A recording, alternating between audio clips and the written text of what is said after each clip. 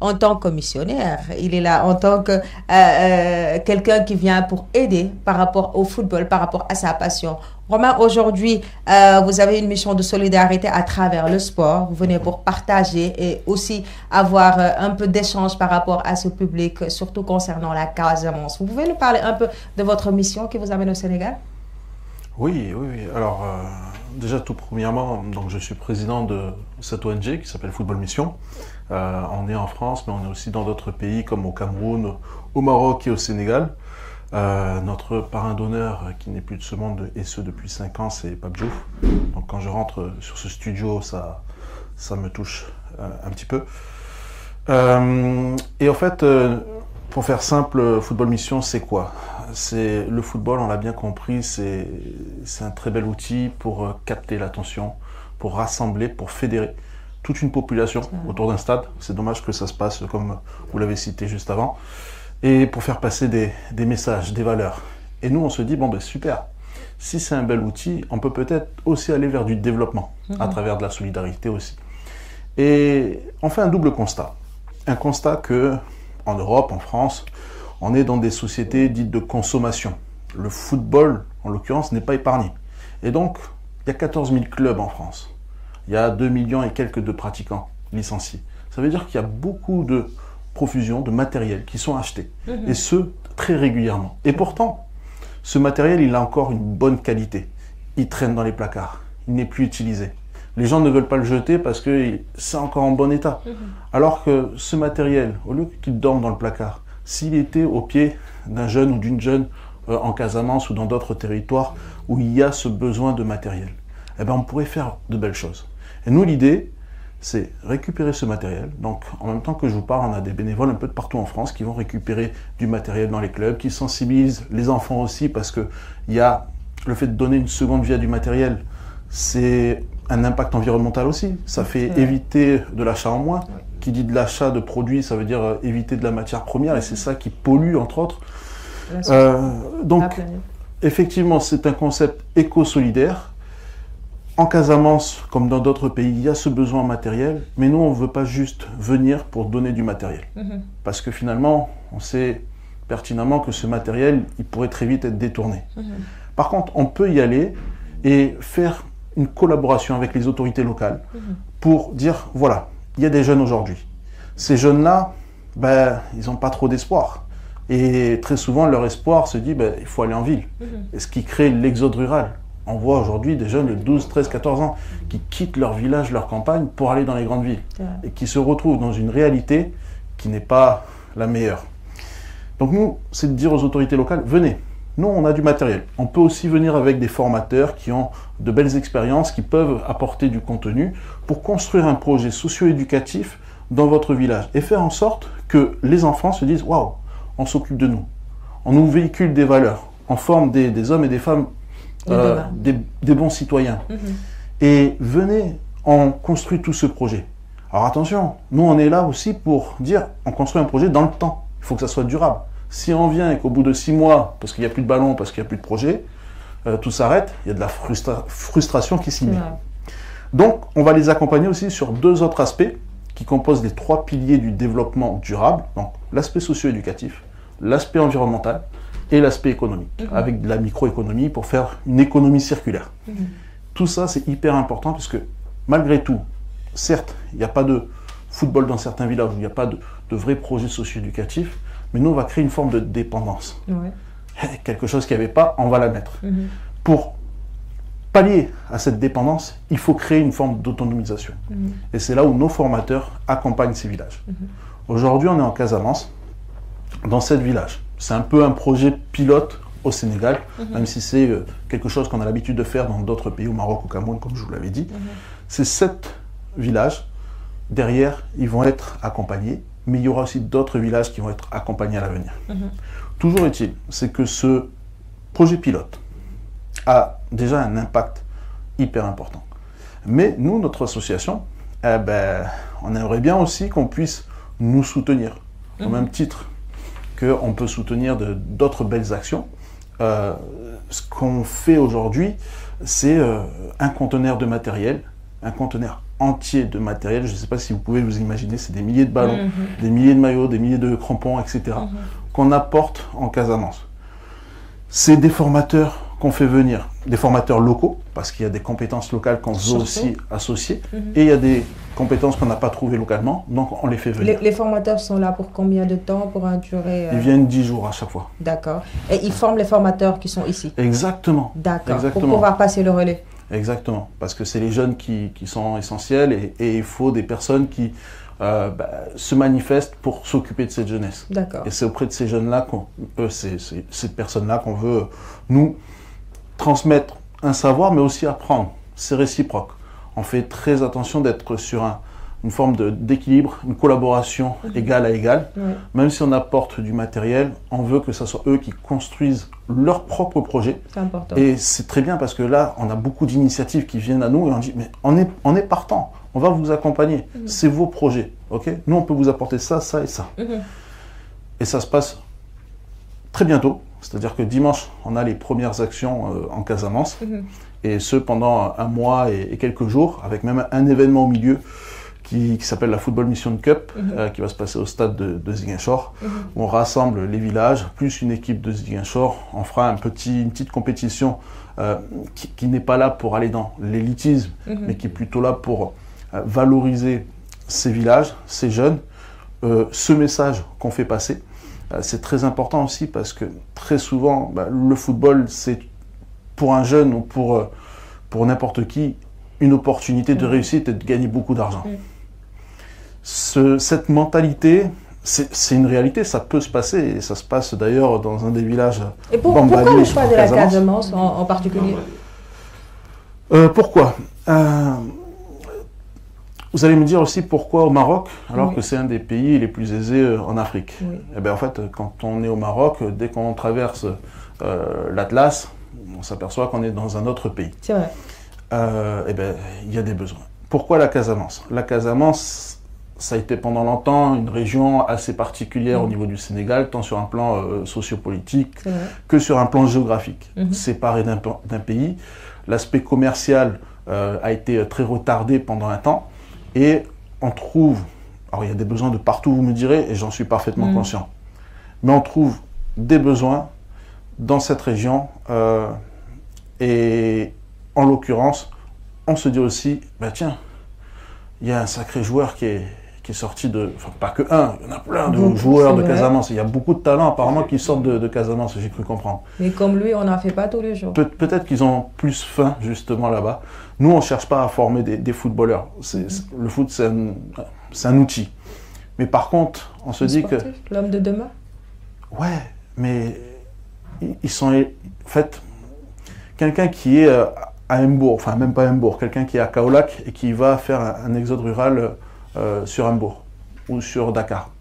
Il y a une facilité pour éventuellement revenir à Kaolack. C'est vrai. Okay. Quelqu'un qui est dans un village à Bambali et qui vient à Dakar, il n'y a pas de chemin de retour. C'est pas facile. C'est pas facile, effectivement. Donc, c'est pour limiter cette tragédie que beaucoup d'enfants connaissent, chez les garçons comme chez les filles aussi. Et il faut s'occuper de cette jeunesse. Mais on peut parler aussi de la région de Matam, on peut parler de la région de Kédougou. Enfin, il y a plein de régions au Sénégal où il y a des vrais besoins. Aujourd'hui, c'est un projet pilote. Peut-être que si on est bien accompagné sur ce projet-là, si on a des partenaires, je le dis comme ça, peut-être que vous pourrez aussi l'appuyer, mais si on a des partenaires, ou voire même des joueurs qui veulent nous soutenir déjà dans ce projet pilote, ça pourra nous donner des perspectives dans d'autres projets sur d'autres régions. Mais c'est de ça que... Oui, vas-y, Adji. Qu'est-ce qui vous a motivé à créer ce projet? Football Mission ou celui en Casamance? Non, celui en Casamance. Ok. Le monsieur qui a... Qui ça? Bakary. Pape Diouf. Ouais. D'accord. Donc c'était en hommage à Pape Diouf. On était au Maroc, on était au Cameroun. Il fallait aussi qu'on fasse quelque chose au Sénégal. C'est un projet que ça fait plus de 2 ans qu'on Vous avez quel le pense. C'est notre parrain d'honneur. Ok, ouais, mais en fait, pourquoi spécialement il a choisi comme parrain d'honneur? Alors, je vais vous raconter une petite histoire. Mon père était joueur de football à l'époque, à l'Olympique de Marseille. À l'époque où Jean-Jacques Garcia. D'accord. À l'époque où Pape Diouf faisait ses débuts à la Marseillaise et qui venait interviewer mon père. Comme président. Comme journaliste. Comme journaliste. En tant que journaliste à l'époque bien sûr. Voilà. Et donc, 45 ans après, je vais voir Pape, je lui dis, écoute, j'ai un super projet. Voilà, c'est le football universel. C'est le football vers ceux qu'on a peut-être oubliés. Est-ce que tu es intéressé pour nous accompagner, m'accompagner? Oui, je veux être votre parrain. Voilà. Et donc... Oui, oui. Vas-y. Et donc excusez-moi. Et donc, si vous voulez, c'est un monsieur... C'est un monument, ce monsieur. Qui est incroyable. Échanger avec lui, c'est des discours de plusieurs heures et il nous en apprend toujours autant. C'est vrai. Et donc, on se devait de faire quelque chose en Casamance. En son honneur. Au Sénégal, en son honneur. La Casamance, c'était un territoire aussi que je connaissais, où j'avais vu certaines particularités, où j'ai des personnes de confiance sur place, qui est très important.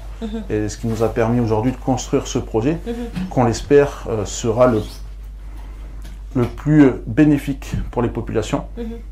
Et peut-être le plus bénéfique pour le Sénégal, parce que comme je l'ai dit, si cette mission se passe pour le mieux, si on a des résultats, ça nous permet d'ouvrir le champ des possibles dans d'autres territoires du Sénégal et aussi en Casamance. On sait qu'il y a un coût, même si vous allez vers des clubs pour avoir peut-être la matière première et autres, mais il y a un coût pour se déplacer, pour avoir des formateurs. Vous en sortez comment? Vous avez peut-être d'autres parrains qui sont là, mis à part Pape Diouf, qui est le parrain d'honneur.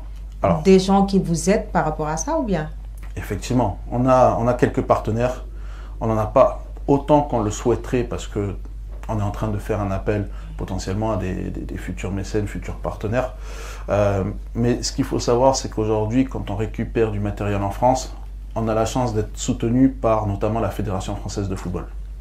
C'est la Fédération française de football qui prend l'initiative de financer quelque part la collecte de matériel. D'accord. Ça, c'est un très très grand partenariat.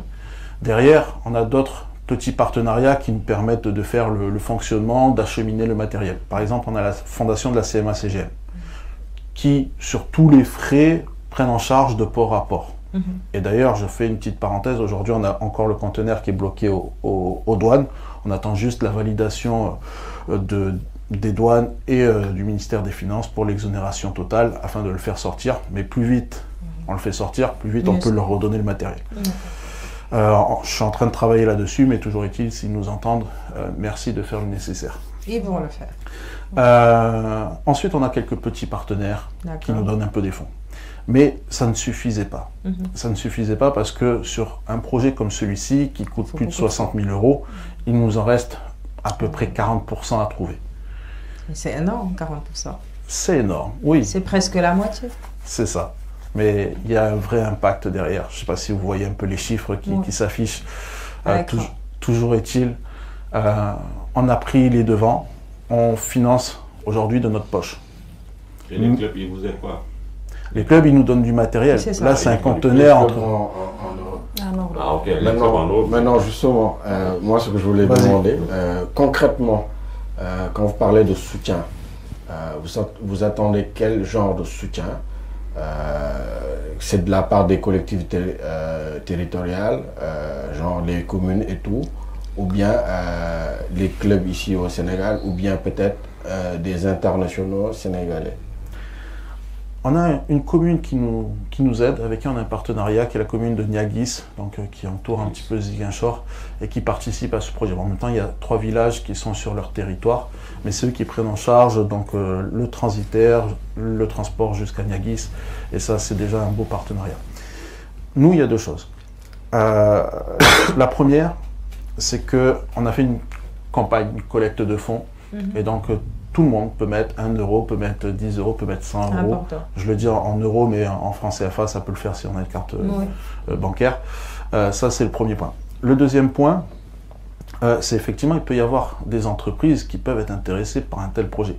Je sais qu'il y a beaucoup de belles actions qui se font déjà, que ce soit en Casamance ou au Sénégal à travers le football.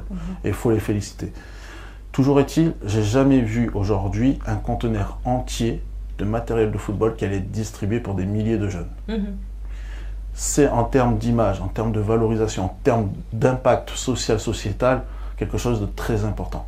Donc, qu'une entreprise aujourd'hui du Sénégal veuille s'associer à ce projet, voire même qu'un joueur se dise « Waouh, mais attends, je peux le faire, je peux y participer.